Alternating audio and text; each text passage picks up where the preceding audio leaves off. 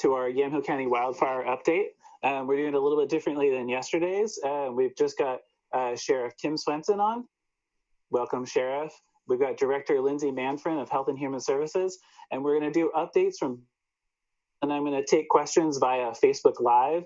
And we also have Celia Nunez, who was not able, she's part of our regular roundtable. She was not able to join us by Facebook. So text me, send me emails, or put messages in Facebook, but don't do Facebook, actually. I'm just going to be monitoring phones and email. So sorry about that. And then we have with us Jody from the News Register, who'll be asking some questions along the way. So I'd love to get started. Sheriff, it's all you. What would you need to tell the community? No, I appreciate it. Yeah, thanks for the opportunity. I know that last night was very well attended, and it was a good piece for the community. And so now I want to apologize up front, though, that the county emergency manager, who I was hoping to be here, he's extremely tied up right now. They're doing a lot with managing a lot of resources and influx of things that are coming in. So basically, what I wanted to share with you guys is for those who, we've had a lot of questions today about the emergency alerts, for example, YC alerts. You know, we're not getting updates. We signed up for it. We're not getting updates. The system is designed for us to be able to specifically select the area that is affected that we want the message to go to. So if you live in the Newburgh area, for example, and we send out an alert for an evacuation, if you don't live within the area that we've selected on the map, which is the specific evacuation area, you're not going to get the alert. So for those who have signed up that just aren't getting the updates, just trust and understand that it does work and you are registered, but it's a good thing because you live outside that area, so you're not going to be getting that notification. One of the things that we were able to do this afternoon, Tualatin Valley Fire and Rescue has indicated that there's some areas up in the that Yamhill Mountain Fire region that are now they're comfortable with us moving from a level 3 back down to a level 2. I'm going to try sharing my screen here real quick. I don't know, are you able to allow me to share the screen real quick, Commissioner Kula? When he gets it pulled up, it'll be the, okay, here we go. So I'm going to share with this. So what you should be seeing right here is the link to the Tvfnr wildfire evacuation zone. That section of red up there in the Yamhill Mountain area is the new level 3 area. Everything that was in Yamhill County that is yellow, which was south of this level 3 zone, was previously level 3, is now actually going to be a level 2, which means you have the ability to return back into your area. We've changed the road closure areas, moved them to some different locations. As you can see, based off this, that there's now a pretty decent amount of area where people are now able to come back into. I do know, in talking with the fire chief today, because I had the opportunity to go out to the command post this afternoon. I met with some of the staff that are up there manning this area. Thanked them, for all the work they're doing. They're pretty optimistic that they're going to have this thing a pretty good handle. They've had a lot of resources that were available to them for airplane support to dump a lot of water on this. The weather has finally turned for the right. It's got a lot cooler, and the wind basically has died down. So they're pretty comfortable with the prognosis of where they're at. Obviously, things can change in a moment's notice, but where we're at right now, they seem to be pretty comfortable. Evident by the fact that we've now been able to move some of these down to the ability to move down to a level 2. That being said, we continue to have a lot of people wanting to support, provide resources, looking for things to be able to do, wanting to help.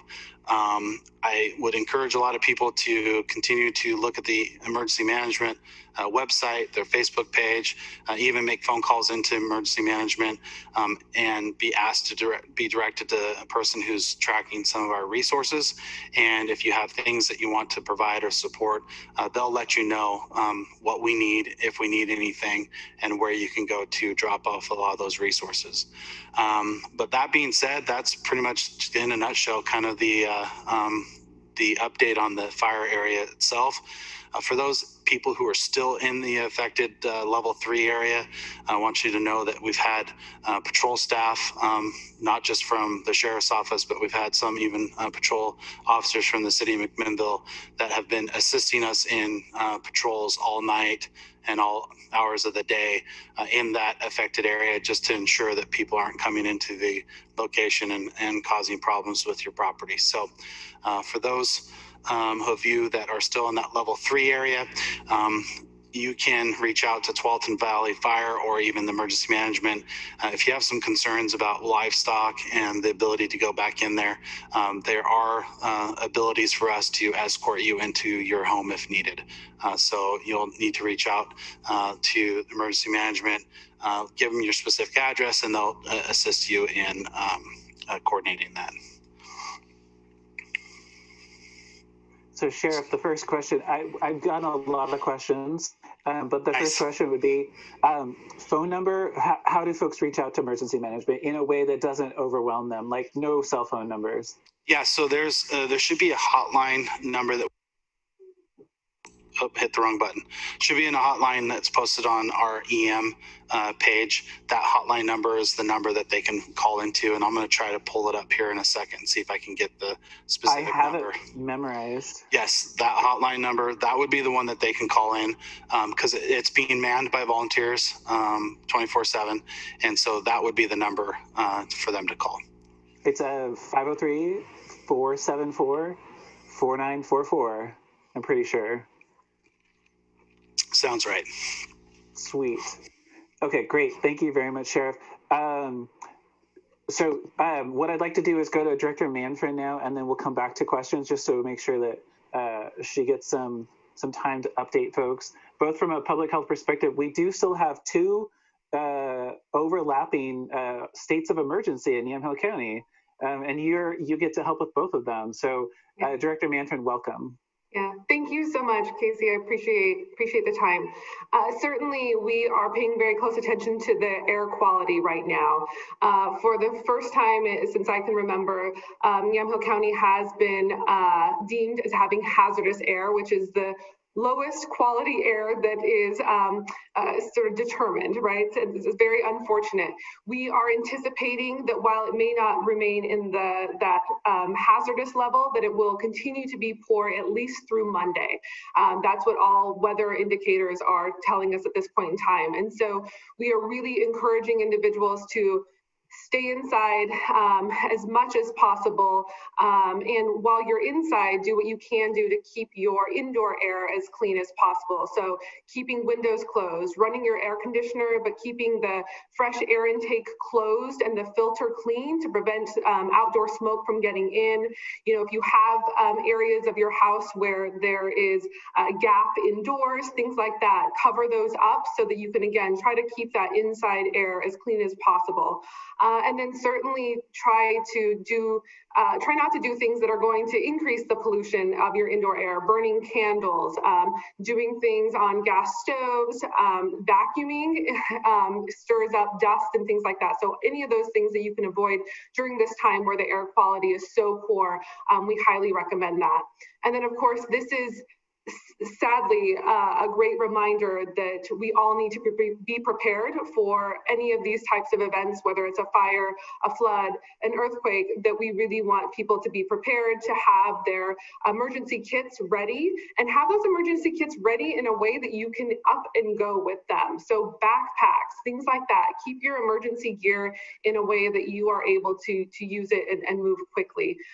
So those are really the main tips that we're trying to get out there for people to think about and to consider. And then, of course, for those individuals who have existing respiratory conditions, they are certainly at higher risk of having complications. And so making sure that they are connecting with their pharmacy and their healthcare providers so that they can get any prescriptions that they need for inhalers or things like that, to make sure that they have those in place and ready to go. We are recommending that people go through their pharmacies and through their healthcare providers for those things, and only utilize the emergency departments when it truly is an emergency situation. We want to make sure that those areas are kept open for those who really need emergency care. Thank you. Great. Thank you very much, Director Manfred. And did I say Health and Human Services Director? I feel like sometimes y'all are familiar to me, and I should remind people in the world what you do every day. So thank you very much. And now I'm going to turn it over to questions. And I want to start with Jody from the News Register. Welcome.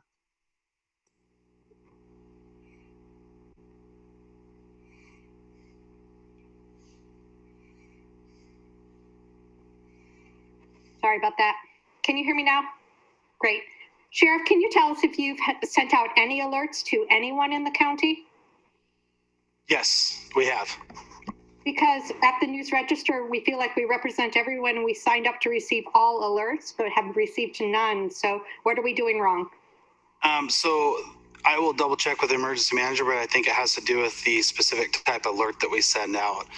There have several different ways that the alerts go out. You can do general information. You can do general alerts for everybody who's registered in the system, or you can do very specific geographical locations. And if you don't reside in that location, you're not going to get the notification. And I believe the notifications we've sent out pursuant to this particular emergency is specific to the evacuation area. Okay, thank you. And is there any, how much acreage is in Yamhill County is still in level 3? How many acreage? Oh, that's a good question. How big of a, yeah. How big of an area? So let me pull up this. So we have basically Bald Peak Road between 219 and Ornduff Road are still level 3, and Mountaintop between 219 and McMill are still in level 3. And the map, the total burn radius, I believe that they've anticipated this one is close to 2,000 acres of actually burned land. I thought they reduced that and revised it based on additional research. They may have. The last email that I had said it was roughly 2,000. All right. But the actual acreage that now is still remain in level 3 is just a few sections of roads, and I would estimate it as just a couple square miles. Okay, thanks. And one more question. You said that you're continuing those patrols, especially in the level 3 area. Are you concerned about looting, and have you encountered any such activity? We certainly have seen reports of that around other, areas of the state. Yes. No, we have not had any issues specific to looting. The process that we're going through is just based off lessons learned that we've had from other parts of the state and of other fires in other states, that this is something that they highly recommend for law enforcement, because you've got a large population that's no longer home, and the suspicious circumstances that we rely on people calling in on aren't going to be called if there's no one at the residence because they've been evacuated. And so this was just a proactive approach that we've took based off lessons learned from other agencies across the state. But we have not had any specific issues with looters in that property. Okay. Oh, and one last question. Do you know what's going on out at the fairgrounds? Are they filling up? Is there room? Do they need? So, it's interesting you ask that, because I just was on my phone up until 7:30 with the EM manager trying to figure out what's going on at the fairgrounds. So that is a great example where we have a lot of people that want to help and a lot of people that want to provide resources. And when a lot of those resources started showing up, there wasn't as much communication with emergency management as we would want, just because we don't want to turn away those services. We don't want to turn away that resource. We just need to know and track it. And so what's happened is we have a lot of individuals that are coming in from outside the county because we had some space. There was some confusion on whether or not they were full. The last I heard when talking with the EM, that they do have some additional space still, and they still are accepting people out there.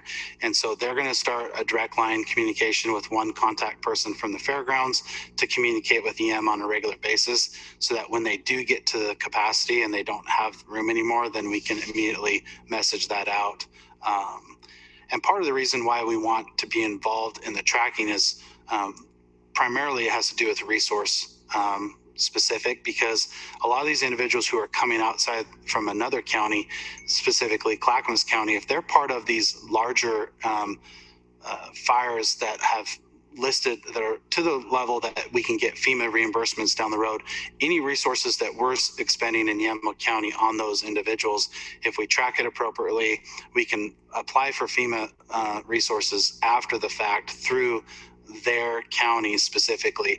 And so that's one of the reasons why we want to track it. If it's an individual that lives in our county that happens to be affected by the Chehalem mountain fire, we're not at that level for that particular file that fire that would allow us to get these funds. But we definitely, if they're coming in from Marion County or from Clackamas, we do have the ability to reimburse for those through FEMA. Great. Can I ask Lindsay one question? I was going to ask you, Jody, if you wanted to ask her some questions. I really just have one, and that's where, COVID and these smoky fires kind of collide. And how many people are we talking about right now in the county, who are going to be severely impacted by the hazardous conditions? I've been watching the AQIs, and they're kind of off the charts. Yeah, certainly they most definitely are. And you're right that any respiratory illness, including COVID, individuals who are having any of those symptoms are certainly, this is going to be exacerbated during this time when the air quality is so poor. I can't say how many active cases we currently have in terms of how many people are symptomatic with COVID-19, but I can share that in addition to the individuals that we are supporting through their own need to quarantine or self-isolate because of COVID right now, we have been working with and supporting Marion County to transfer over individuals who are needing isolation and quarantine that is not able to be met in their county, and working with them to provide safe shelter for them here with us locally while they're still under quarantine and that sort of monitoring. And then, of course, providing wraparound supports that they may need during those times in terms of food delivery and things of that nature to make sure that they have those basic needs met while they're in quarantine. All right, that's it for me. Thank you very much. Appreciate it. Awesome. Thank you for joining us, Jody. So startling to be looking at a pane and have it be Jody and then have it be Director Manfred suddenly. All right, I'm going to mute you, Jody, so that we can't hear you laughing at me. Look, it's magic. I can't hear her laughing at me. Okay, so I'm going to get on to questions, Sheriff, because we've got a good queue of them. And I want to note, too, that Emergency Manager Brian Young was not able to be with us because he's at the fairgrounds and getting slammed by requests in the office. And some of those are my doing, so apologies, Brian Young, if you're watching, and this is on in the background. All right, so Sheriff, the first question for you is, can you tell us more about fires in the Sheridan area? And it's one that I don't actually know anything about, so go for it. So we had a fire in the West Valley pop up a couple of days ago that was a result of a semi-truck that crashed into it. Basically took out some trees, it hit a power line, started a fire. That fire itself was put out rather quickly. As far as any other major fires out in the West Valley besides the Lincoln County fire, I am not aware of any major fires burning out in that area at this time. Great question answered. Thank you. All right, the next question is, and this is one from Miriam Vargas Corona at Unidos Bridging Communities. The question is, when you go door to door with the evacuation documents, are they available in Spanish as well? And if somebody calls the hotline at OEM, the Office of Emergency Management, is there somebody who can speak Spanish with them? Excellent question. I know that we have the availability at one time that we had some Spanish speaking available at the EM. As far as the evacuation notices are concerned, I'd have to double check the ones that we printed off that we listed that we were leaving at the property. But if they're not in Spanish speaking, then we can probably have that switched over pretty easily. I know that what we took was what we've used for Tualatin Valley Fire and Rescue. And so that one, in the moment, they just basically ran in and printed them off real quick and started using those as droppings. But that is something we can look at to make sure that we have that in place. Great, thank you very much. Yeah, moving fast, right? Yeah, it was a very quick moving situation, especially when we that night up there on the Chehalem Mountain. So, but it's an important piece that we need to have available to us, and I'll make sure that we put that into play if we don't have it already. I muted myself to unmute myself. Thank you. I appreciate that too. And I said, Miriam, I'm going to ask him. I actually invited her to be with us just in case she wanted to do any Spanish language translation. But so the next question is wildfire evacuation. If McMinnville specifically, had to be evacuated, where would they go? And one question along those lines was, is there an evacuation point where people go to? Or are in the event of McMinnville needing to evacuate, where would they go? So that would be very specific to the emergency. And so we have in our emergency operations plan different locations that we've identified as possible points where we can evacuate people to. We refer to them as evacuation centers. They're not necessarily a shelter, but it's just a location where people can go. Fairgrounds is a perfect example. We have an incident going on in the county. That's where they're all going to go.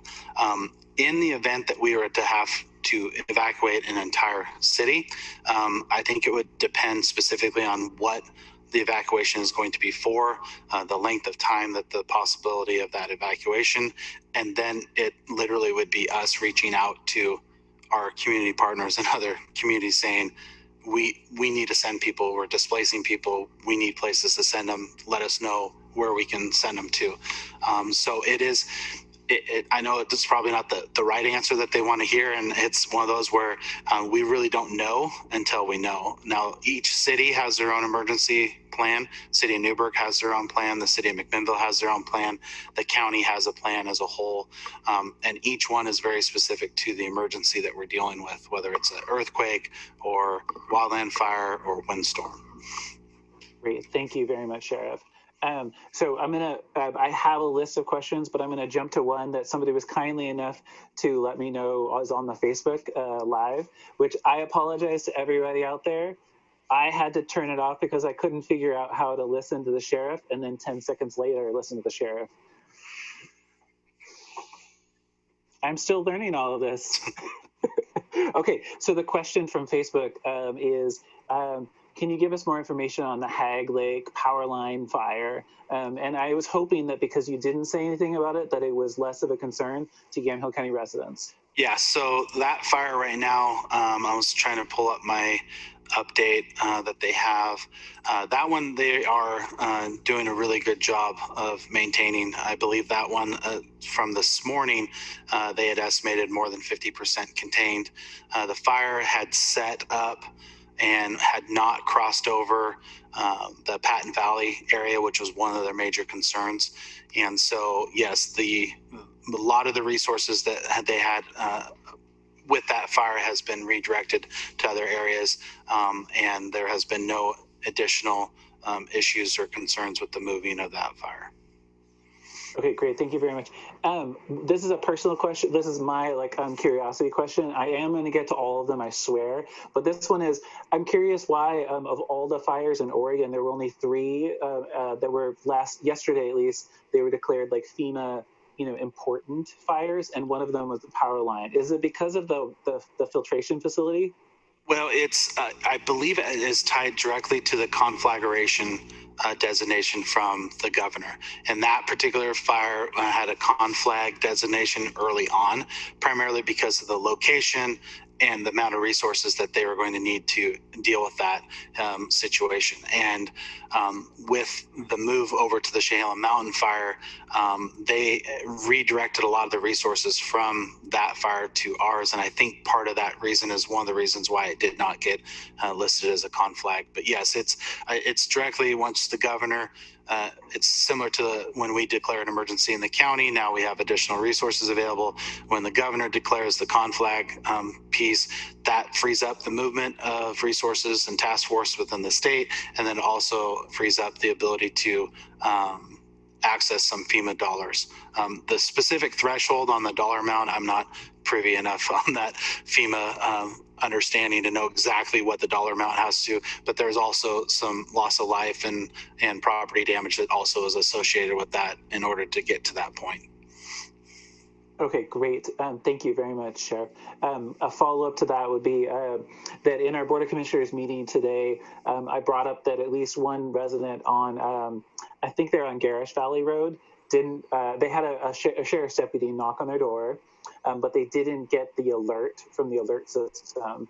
We'll figure that out. I'll ask them some more questions. But Commissioner Sterrett was wise to remind us that if you're on the border of another county, that it doesn't hurt to sign up their alert system as well. And I thought that was good advice.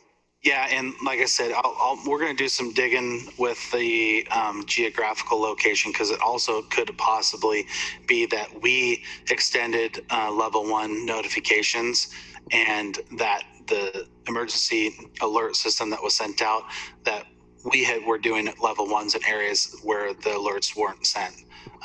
And so there's multiple reasons as to why, but yeah, it's in that particular case, I can tell you that we know that it's being sent to people because we can track it in the system, and we know that people are signing up and they're now registered in the system. So it does work, but if you're not getting the notification, it's primarily just because in that particular setting, we did not select your address group at that point.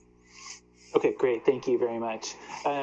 So there's a couple of questions additionally around the city of McMinnville. I'm not aware of any information about evacuation notices within either the 97128 or within the city itself. But apparently there is some concern about evacuation notices or hotspots within the city. Do you have information about that? I don't. I can tell you that there's nothing as far as an evacuation notice concerned through the emergency management that would be in the city of McMinnville. There may be some activity going on in the city itself with the fire department, but I wouldn't be privy to that unless it got to the level that they needed our involvement. Great. I'm sure there's going to be a lot of people who'd be happy to hear that. So thank you very much. There's another question that came in through Facebook. I'm having somebody text me as they come in. So thanks. You know who she is. There's a concern or a question about whether Governor Brown has authorized the National Guard to be out and about in specific locations. And I'm wondering if you can address kind of the process for that. I know that the governor has initiated, authorized the National Guard to be in specific locations, especially in the bigger fire areas. But how does that work, and what do you know? Yeah, so the state police did make that request for some National Guard troops. Last I heard is that they have activated several National Guardsmen in the state to respond to some of these fire areas.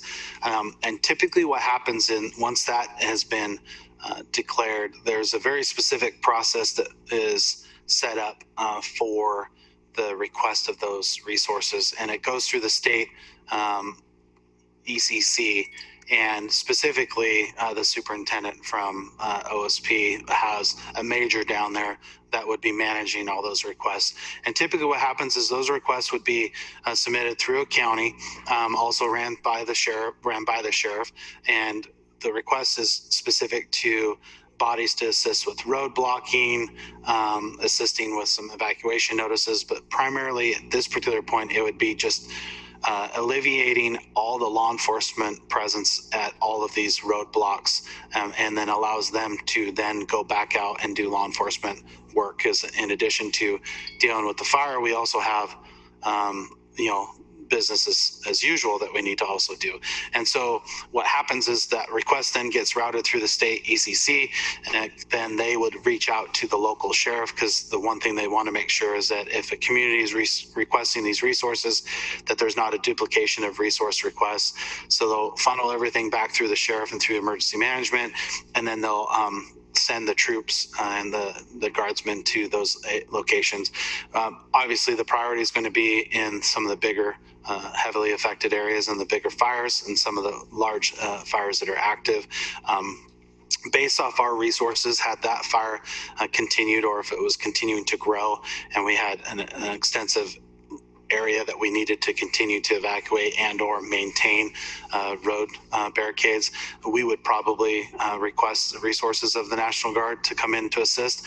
But based off of what Tualatin Valley Fire and Rescue is saying right now, and given our existing footprint in Yamhill County, there won't necessarily be a need for guardsmen to assist.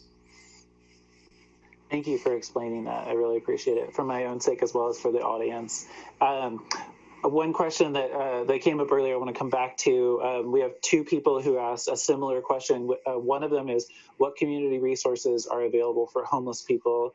And the second part of that is, have the cold weather shelters with churches, et cetera, been engaged? And then another one that's related to that, I asked him if he wanted me to use his name, and it was Tynan Pierce, a McMinnville resident,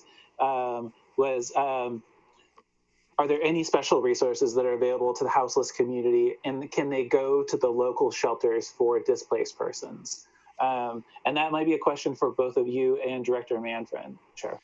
Yeah, so I can tell you from the resources that we have up in Newburgh and all the resources that have reached out to us for housing needs here locally in McMinnville, they are open and available to take anybody and everybody. So it is something that we have the ability to direct them to that resource. Specifically, right now, the major concern is the public health issue with the breathing and being able to just get out of the smoke. So I do know that a lot of the churches up in the Newburgh area are still open and available to assist. I know there's a lot of local resources in McMinnville that have reached out and said if we have the need. I know that when people are calling in on the hotline, we are sending them there. So there are resources available to them. If there are people that don't have the ability to call in, or don't have the social media, or don't know how to get connected, I would encourage anybody in the community that has that concern and or knows of those areas, then to be their conduit, be their communication, call in and get them set up and arranged, and get them into some resources, at least for the next few days until the air quality gets better. Great, thank you very much, Sheriff. Director Manfred, do you want to add anything? The only thing that I would add is just to acknowledge the fact that our behavioral health crisis teams, our community outreach and support teams are still fully intact and connecting with community members, including those who are homeless and houseless neighbors, to see if they have needs and try to support them in the ways that we can. But just like the sheriff had mentioned, to my knowledge, all of the shelters are still operating and functioning and available. Great, thank you very much, both of you. These, by the way, these two people that are on either side of me are tremendous resources for all of you out there. Even if you've never met either one of them, they're working for you every day. Okay, the last question that was pre getting started here was from a person who, as you noted, Director Manfred, the smoke is coming into their home, and they're concerned about if they if they have a level 1 or a level 2 or a level 3 evacuation and they're on the road, and they also then have the car where it's building up in them and they have respiratory issues, is there a place for them to go that's, I guess I would call it a clean air refuge? Is there a place for that? Well, I'll let the director, once Casey unmutes her, speak to that piece. The one thing I would say, though, just a lot of people, may not know and may not realize that when you are traveling in a vehicle and you're in this type of weather situation, air quality, there's a button right there on your dash in most cars that have the ability to, it's basically the recirculation arrow for your air, for your AC. If you push that and activate it, what that does is it just recirculates the air within the cabin of the car and doesn't bring in the air from the outside. So it's not, of course, a complete air sealed technology, but it definitely prevents those vents from sucking in the air. And I let people know that it's the concept. If you're sitting at a stoplight and you have that diesel truck in front of you and all of a sudden you smell the diesel exhaust when they take off in front of you, if you click that button, you traditionally don't smell it at all. Now, you may still get some of the smoke that comes into the cabin, specifically when you're stopping and you're getting in and out. But if you can keep the vehicle shut and you hit that button, then you are just recirculating the air inside. And it's better than nothing. But as far as like the just a clean air shelter, I'll let the director kind of hit on that, because I think that would possibly be part of some of the resources we already have. That if you are going to be evacuated and you go to these shelters, a lot of these places are set up and designed for that purpose. But I'll let her comment as well. Yeah, no, I don't know that I have much to add other than just encouraging people to use the resource line to try to get information, because of course those resources look different in different areas of our community. And so trying to find something that is close to you and that will work for you and your family is going to be important and critical. So using those phone numbers is important. And then, yes, I love the tip that you just shared around the cars. I think that is really incredibly helpful.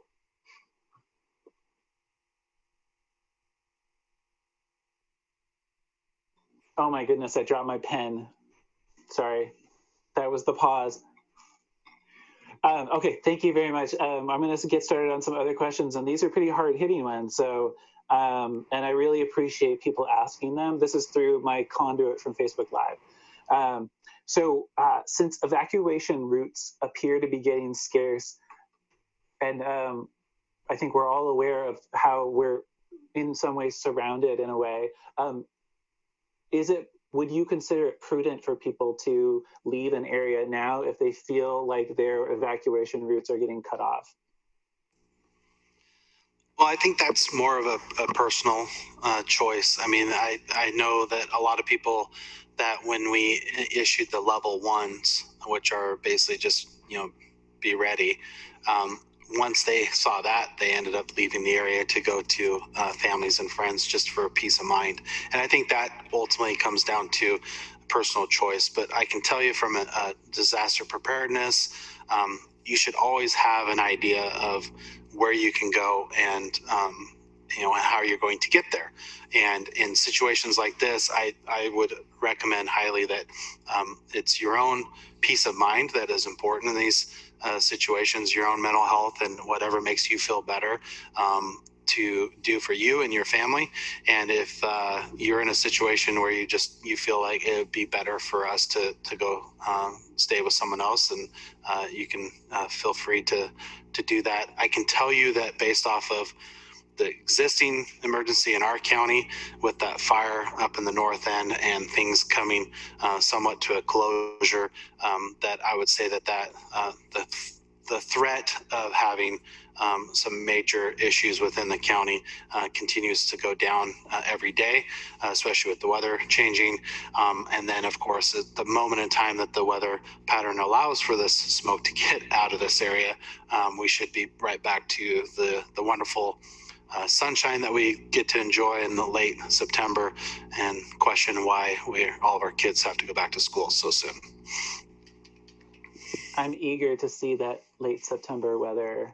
I think it's actually above us right now. So, okay. I think that we are still going live on Facebook, but I hit a button to hopefully make it happen. All right. Is there a way for folks who are at high risk of acquiring, getting coronavirus? Is there a place for them to go in a shelter type of setup where they're not in a congregate facility? There are some resources out there. There is the Whitecap sheltering program that works with individuals who are at high risk and fall into some of those vulnerable populations that we know are at risk for having pretty severe and bad outcomes related to COVID-19. So that is an option. Of course, there are criteria and there's capacity things, but it's definitely a good resource to look into if that is something that someone is needing. Certainly people can reach out to public health if they're interested in learning more about that or need to know more about that. We do have a website, or excuse me, an email address, just covid@co.yamhill.or.us that people are welcome to use to try to get answers to some of their questions, whether they be general questions around COVID or specific ones around sheltering. Great, thank you very much. Okay, I'm going to come back to the questions now. And can you comment, Sheriff, this is definitely a Sheriff one, on what sounded like that some folks were given simply a level 3 evacuation notice rather than a 1 and a 2 and a 3. I would imagine that from my perspective, if something's moving really fast, you need to call a level 3, even if you didn't give them notice. But I would imagine that for some people, there's a concern that, oh, I'm not on level 1, but could I be level 3 right now? So, yeah. So I can tell you in this particular situation, the reason why we went to a level 3 immediately was because there was an immediate risk with the direction of the fire that was the rate of traveling, and we didn't have the opportunity or notice to give anybody a level 1 or 2. And yes, I agree. There are times where it'd be really nice to be able to have that a little bit of a heads up in advance, but unfortunately with natural disasters of this type, we just didn't have the opportunity to do that. The amount of time that from the time that the fire started to the time that we started implementing level 3 evacuations were in very short order, and so it obviously is frustrating, I think, to people at times. However, we in these type of situations, we will err on the side of caution to make sure that we move more people out of the area, out of harm's way, as opposed to trying to give some individuals a level 1 or 2 with the understanding that at some point they're going to be a level 3. So we want to give them enough time to get out as quick as possible. And so that's why the level 3s were directed by Tvfnr, and we went out and implemented. Great, thank you very much. This is all new to many people. We grew up as young adults with folks in North Central Washington. Lake Chelan burns every 7 years, return interval. So, yeah, it's Yamhill County. I mean, we do see our share of wildland fires every summer, but we don't see them to this level, and so we're not used to this. People that live over in Central Oregon and Eastern Oregon, they're probably a little more used to this type of behavior, but we're not. And so it's a good reminder, though, that we are vulnerable, and especially in this time of year, and that ultimately at the end of the day, just like I had hit back on just normal disaster preparedness, the Cascadia earthquake conversation, for example, I would hope that everybody at this point in time, based off the messaging we've had over the last 10 years on that subject, are at a level 1 or 2 when it comes to earthquake preparedness. And so with stuff like this, it's hard to go through those with just jumping right to a 3, but based off the circumstances, it was definitely warranted. All right, thank you very much. Another question is, and this is one that when the sheriff has an answer to this, people listen, so prepare yourself. news has reported that arson is under investigation in at least one of the Southern Oregon fires. Is arson suspected in the Yamhill or the Marion County fires? And I'm not sure if you'd really know about the Marion County fires, but the two fires that are nearest to us. Yeah, so that's, and I knew that that's been some of the conversation that's been going on around the state. I don't have specific information about any of the other fires. I can tell you that the Power Line Hag Lake fire, for example, was designated to be caused by some power lines that had got knocked down by some trees. As far as this fire up here, I don't have any information about the exact cause. I know they had talked at one point that they thought that there was a possibility that it was some sort of slash burn or something left over on a property on the north side of our county, which actually would have been into Washington County. But there has been no conversation for this particular fire that I'm aware of any type of issues with arson. Right, Sheriff. I know that's been a hot topic out there, and honestly, I don't know how to address it, so I appreciate you taking a shot at it. Yeah, no, it's, that's the thing is, I was, had a conversation with someone earlier today, basically saying, the first few days priority is typically, get a handle on the fire, control it, contain it. And then the fire guys, typically will start to piece everything together to try to determine the cause as quick as possible. And so we saw that in the Henry Hag Lake fire with they were able to get it kind of handled there. And then shortly after they started having conversations and were able to learn very quickly what the cause was. And so I'm assuming the same is going to happen with this one. Okay, great. Thank you very much. There's a couple of requests to repeat things, but I want to make sure we get through the questions that have been asked that haven't been asked yet. And that the next one is, are there any concerns about fires currently burning east of the county, moving into Yamhill County? And I guess those would be the Riverside and the Sandium complex. Yeah, as of right now, I don't think any of those fires at this point. It's all dependent on what the weather pattern is going to look like. As of right now, I have not had any conversations with anybody in those areas as any concerns for our county. And the last when I was talking with the fire chief today up in the mountaintop command post there, he had indicated that the weather truly was turning in their favor, which traditionally it's going to be the extreme heat, and then of course the wind that will help move these fires along. And so what we've seen now, that with the wind dying down in some of these areas, that the fires may still be burning and may be actively burning, but they're just not moving forward as quickly, and it gives them an opportunity to get a better handle on them. All right, great. Thank you very much. And I really appreciate Brian Young is actually collecting himself enough to send me emails right now. Nice. But I really appreciate you being on here and taking all these questions on, especially because I can only muddle my way through them. All right, can the sheriff speak a bit about how regional emergency managers coordinate across counties? And boy, have I seen that lately, but I'd love to have you take that one. Yeah, so there is a network for communication. There's multiple different communication points. Of course, just the generic email and the phone calls that they have on a regular basis, but then there's also the statewide database that emergency management has the ability to see what the resource requests are and see what the needs are in each county. And so those conversations happen on a regular basis. Just like the pandemic with COVID, there's traditionally there's a lot of conference calls where the EMs from around the area have the ability to communicate and discuss their needs.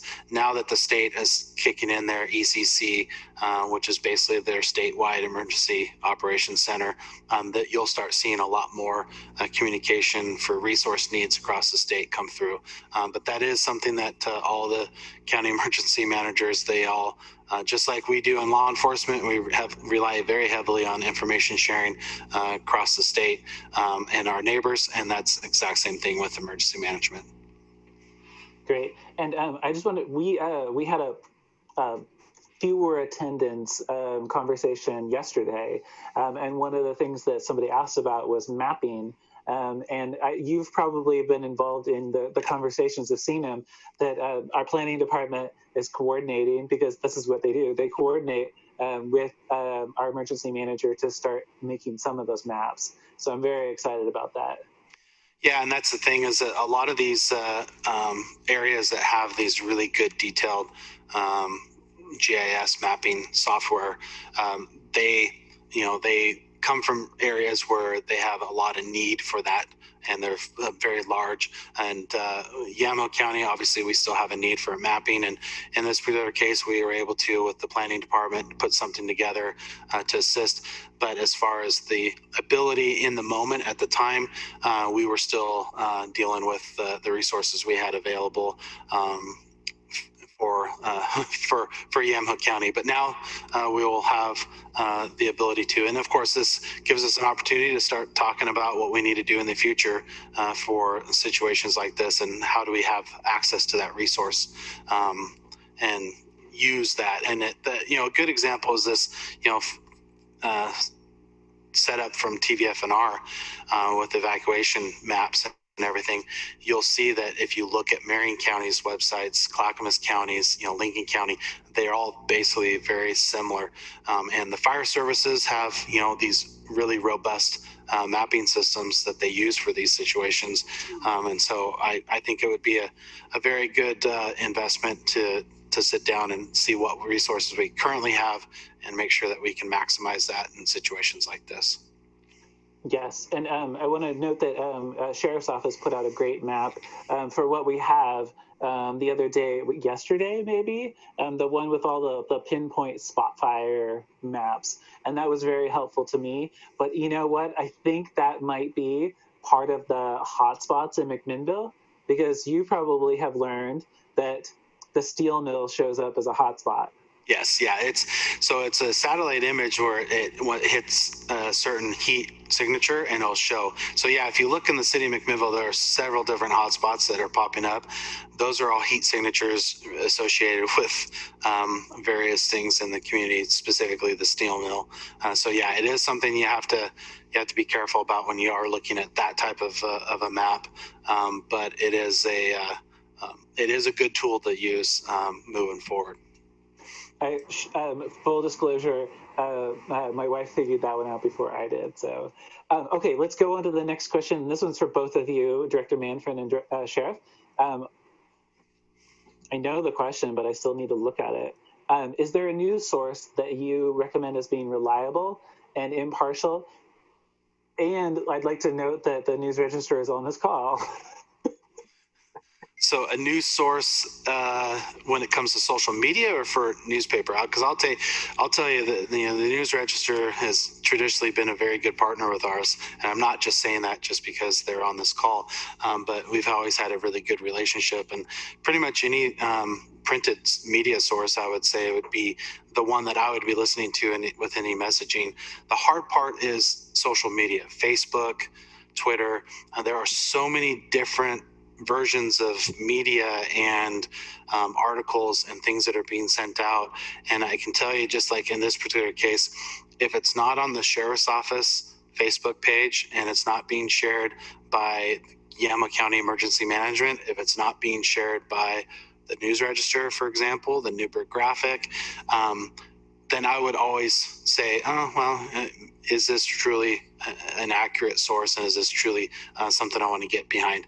When it comes to emergencies and situations like that, that's where you need to go, is those positions and those places, because that's going to be the message that you want to listen to, and that's going to be the message that's going out, because everyone's going to have their own take on everything, and it's really hard to get down to the nuts and bolts of our stuff. And for those who are on social media, a lot of our posts are shared by Yamco Watch in addition. So if you see Yamco Watch share a public health post, or you see the Sheriff's Office post, and that those are trusted ones.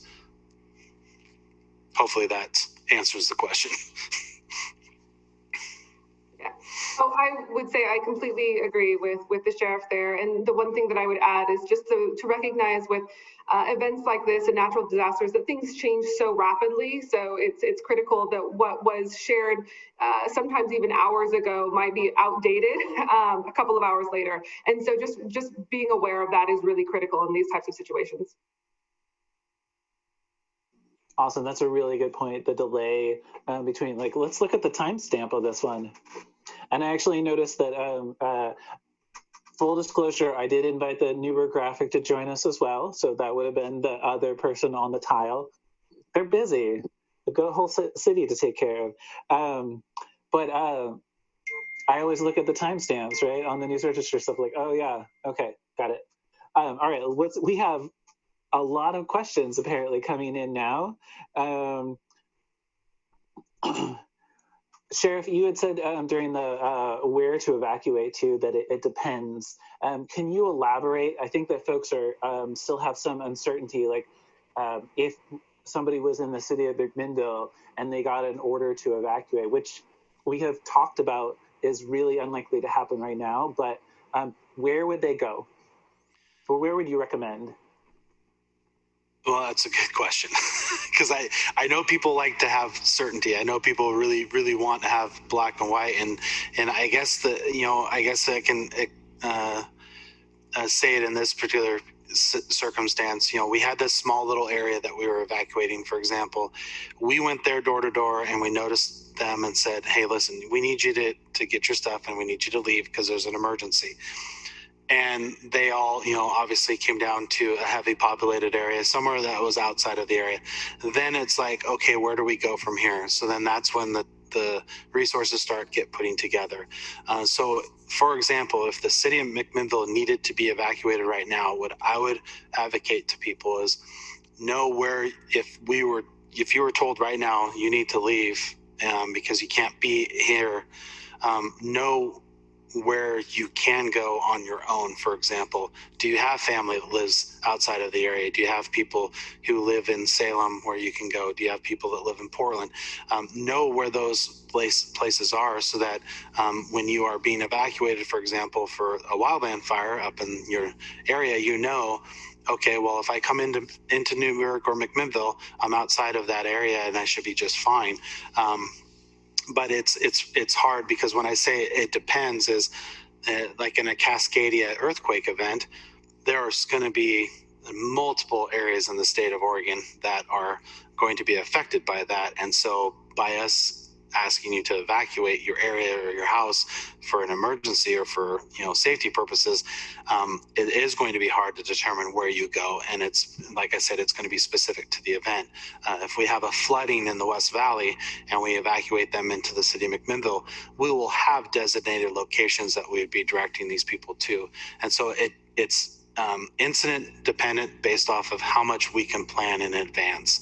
Wildland fires are very quick, they move very quickly, and we don't have much pre-planning available. So it's hard for us to give citizens notice a possible flooding event, for example, or a possible windstorm.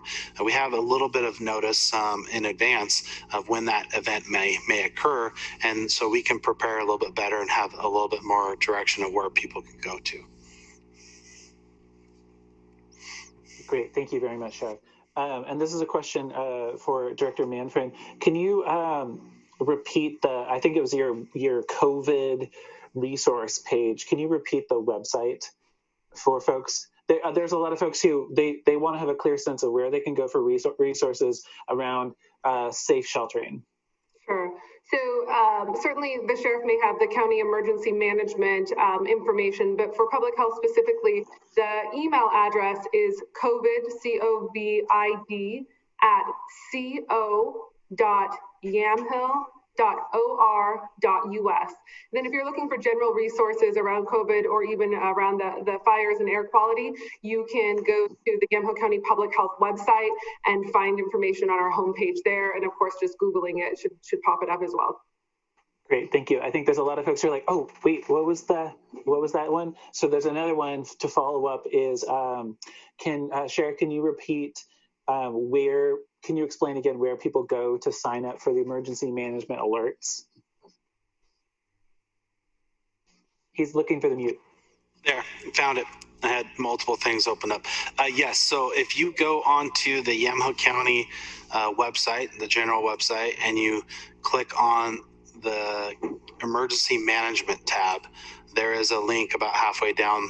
It's called Yamhill County Alerts, and you can click on that link and it'll take you right to the website to sign up. And as of yesterday, it was like almost 12,000 people since this event.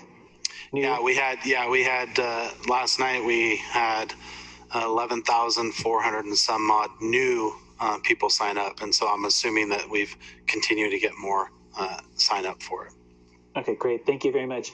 And then I had a question that came in about the air quality indexes and the sources that are, or the measurement stations for them. It sounds like at least, I think one of them is called Air Now. And Air Now, the one for McMinnville was topped out, and now it's recording lovely, pleasant weather and high air quality. And I'm curious if there's another resource that you would direct people to for accurate, whether it's just that the monitoring station is broken. Sure, it could certainly be that. So the website that I typically use is the DEQ's website. They have an air quality index that has the mapping feature and things like that I think people generally like to use, that has the entire state. So that is where I would recommend individuals go. Great, thank you very much. I have a question from somebody that came in via email, that old school form. I love it. I can type really fast. And that is, it's a request, and I think it's really a general request for fire departments, but you'll probably be able to address it, which is that they would love to know if an update can be provided to the community every time a fire truck goes out with sirens and lights going. And I think the thought behind that is we're all hypersensitive to fire. And so when somebody sees it say, leave the city of McMinnville, they're going to start to worry. Do you have any ideas around that? So I can tell you that a lot of the emergency calls that go out locally are supported and posted by Yamco Watch, and they typically have the call type and what that particular type is. The hard part with that that strategy is that the emergency response, they could be anything from going because there's a fire alarm going off at a business in the city of McMinnville, or there's an actual, there's an accident. But what I like to tell people, it's the old-fashioned fire verbiage, is if you hear the fire alarm siren going off in the city of McMinnville, that typically means that it's for a bigger type call, and that would be the time that even I, as the sheriff, would pull up Yamco Watch to see, hey, what's going on, because they tend to be a little quicker than in the moment. Then sometimes I have the ability to have my staff even call me because they're dealing with the emergency. So I always tell people that if you hear that siren going off, that means that they are wanting to get the attention of all the volunteers in the paging system the way it's designed, and that would be a good time to turn on your social media if you have the ability to determine what's going on and what's the call that's moving forward. Great, thank you very much. That's helpful. Okay, are there any local resources to assist residents with fire mitigation on their properties? And I want to say that I was working with the Natural Resources Conservation Service office here in Yamhill County. We were going to have a May 1st wildfire mitigation workshop for homeowners in rural areas. We're going to go through all of the things that you want to be on the lookout. We're going to talk about how to do a burn pile safely, how to fell trees safely. COVID. So with that, do you have any suggestions for people? Well, that would be more specific to the rural fire departments. I do know that there are resources in some communities that are more, susceptible to wildland fires. I don't know if our county actually has any type of programs. I know some of the counties in Central Oregon even will assist and pay up to a certain amount of dollars per property to help you mitigate a lot of your the debris around your property. But I would say, like you were looking at doing, Commissioner Kula, that if you have the ability to continue that in the future in a way that we get back to the point where they can be together again, that would be a good recommendation, because I do think that there are some properties and some individuals in our community that could benefit from having an understanding of what it is that they can do. I'm not an expert in fire mitigation, but I'm sure it has a lot to do. It's very similar to CPTED, which is crime prevention through environmental design.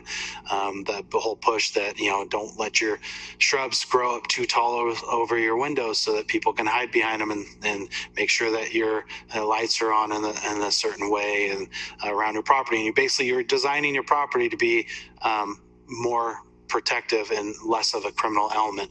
And my guess is for the fire mitigation, it's the same thing. It's cleaning up debris around your property so that if there is a fire, there's a nice little fire break, and it doesn't have the ability to just continue on and get closer to your house. Right. Thank you. It's helpful to hear from you. But there's Firewise Communities USA is a great resource as well. It's from the National Fire Protection League Association, NFPL. I'll put it on my Facebook page here in a little bit. But they have a really great resource. They talk about how to get together your neighbors around specific tasks, and there's even the ability as part of it to reduce your own homeowner's insurance, your homeowner's premiums, because a lot of insurance companies are like, oh, you are following the Firewise principles. So super helpful, I think. We spent a lot of time in the North Cascades, so perimeters are important to us. Okay. There's 2 power and water questions here. Any information on when power/water may be restored to Chehanna Mountain? And I'm assuming that the water would be about power, since I believe that most folks are on wells. Yeah, they're probably all on. Yeah. So I'm not quite sure what areas that they did shut down. I do know that there was some shutdowns with PGE up in some parts of that area, but that would be something that I could probably find out from our emergency manager and maybe have them post some of that info later. I would imagine that some of the areas that are listed as a level 2, that they may start turning on some of the power, but that's going to be a decision of the fire department and PGE based on the risk that they have up there. Okay, great. Thank you. All right. Another question along those lines is, and actually you'll be able to answer this one even though you're not the expert in this area. Has McMinnville Water and Light commented on the possibility for preventive power outages, which I think is the PPSPS? Yeah, so they have the ability to do that, but they haven't done that. And I believe from the conversation we had last night that they don't have any anticipated power outages set for the McMinnville Water and Light District.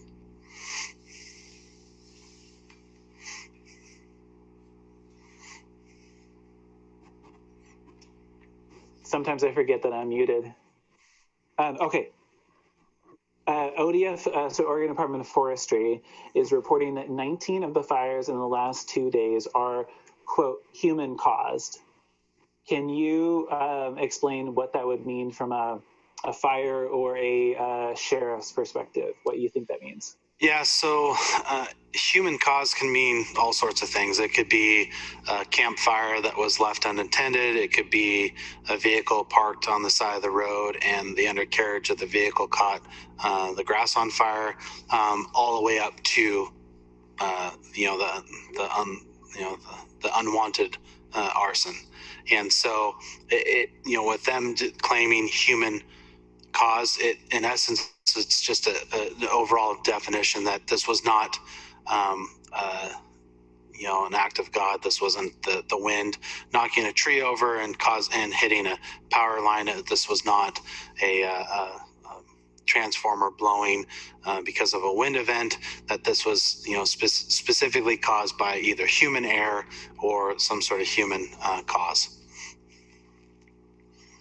Thank you. And that is why, even though we had a tree that went down and hit our orchard, I didn't cut it up with the chainsaw. I was like, I don't want it to be a human caused. I'm not sure, Sheriff and Director Manfred, if you can see this. Like, can I? This is what it looks like on the DEQ page right now, and it might be not super clear, but what I think it's showing is that McMinnville doesn't have any kind of monitoring numbers on it on the DEQ page.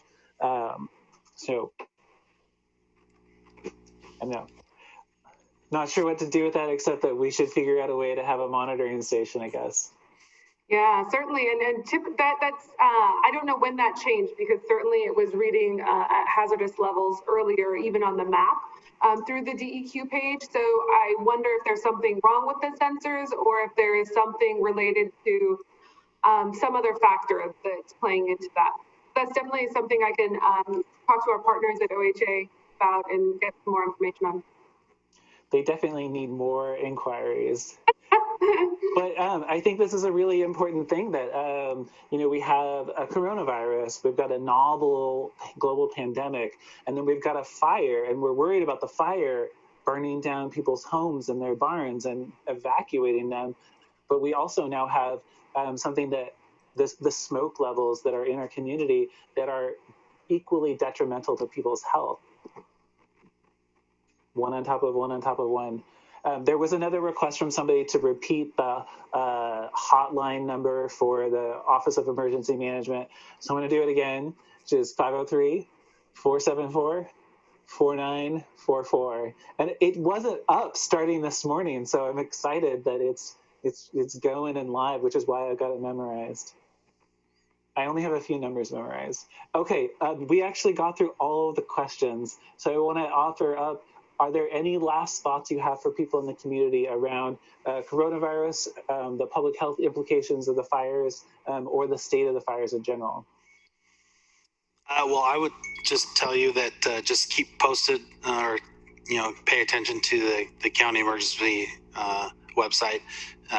Pay attention to the Facebook, because as we get updates throughout the evening from Twelfton Valley Fire Rescue, we're going to start updating the community as soon as we get it. I'm hopeful that this event will move into more of a mop-up scenario, where we're now just starting to clean up a few areas, and we can start getting back to a little bit of the normal. But I would tell you that we still have a ton of individuals out there, a ton of resources, volunteers from across the county assisting in this situation, and I thank all of them for the work that they are doing and that they continue to do in addition to their normal job. And this is just another example where we have our normal daily life, and then all of a sudden, boom, guess what? We are now in a position where now we're managing a major wildland fire, and so it is frustrating to not be able to step outside and get a breath of fresh air, and that you have to stay inside to do that. But with time, like with everything, it just takes some time, and we'll get through it together. And we're going to continue to be here to support all the citizens. Yes, yeah, absolutely. I think paying attention, being prepared, all of those things are so critical. And I think the only things that I would add are to make sure that you're checking in with your neighbors, especially neighbors and friends, people who may have more difficulty preparing or evacuating if they were needing to do that. And then really just thinking through in your own mind the things that you would do. I think it's really helpful, again, to be planning, even with hopes that we never have to utilize those things, just walking through in your own mind the types of things that you would want to be grabbing out of your house, the types of things you'd want to be prepared, where you would go, and who are those people that you would want to be providing or lending an extra hand to. Great, thank you very much. And to both of you, thank you for being here, Sheriff, 2 nights in a row. We are in 2 states of emergency, but I really appreciate hearing from both of you, and I know that people in the community do. I got some of the messages on both phones, so kudos to you. I really appreciate it. But I also want to make sure that people out there know the amount of gratitude that folks like all of us here have, for our first responders and our fire crews, for those volunteers, for the people who continue to do their jobs so that fire crews can run out there and put that fire out. And you now have a lot of resources. You've got phone numbers and hotlines and places to go. And I hope that you'll be able to use those and to help your neighbors. Because this is really a time when we need to make sure that if our needs are taken care of, we can help somebody else next to us or down the road. All right. Thank you very much. And hopefully we got everybody's questions answered. But if not, I bet we're going to have some more of this. See you.